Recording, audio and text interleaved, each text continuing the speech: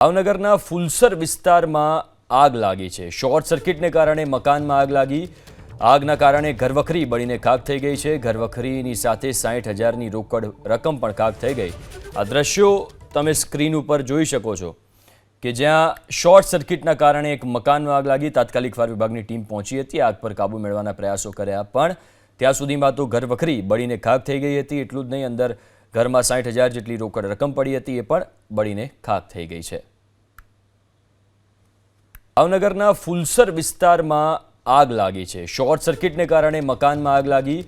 આગના કારણે ઘરવખરી બળીને ખાખ થઈ ગઈ છે। ઘરવખરીની સાથે 60,000ની રોકડ રકમ પણ ખાખ થઈ ગઈ। આ દ્રશ્યો તમે સ્ક્રીન ઉપર જોઈ શકો છો કે જ્યાં શોર્ટ સર્કિટના કારણે એક મકાનમાં આગ લાગી। તાત્કાલિક ફાયર વિભાગની ટીમ પહોંચી હતી। આગ પર કાબૂ મેળવવાના પ્રયાસો કર્યા પણ ત્યાં સુધીમાં તો ઘરવખરી બળીને ખાખ થઈ ગઈ હતી। એટલું જ નહીં, અંદર ઘરમાં 60,000 જેટલી રોકડ રકમ પડી હતી, એ પણ બળીને ખાખ થઈ ગઈ છે।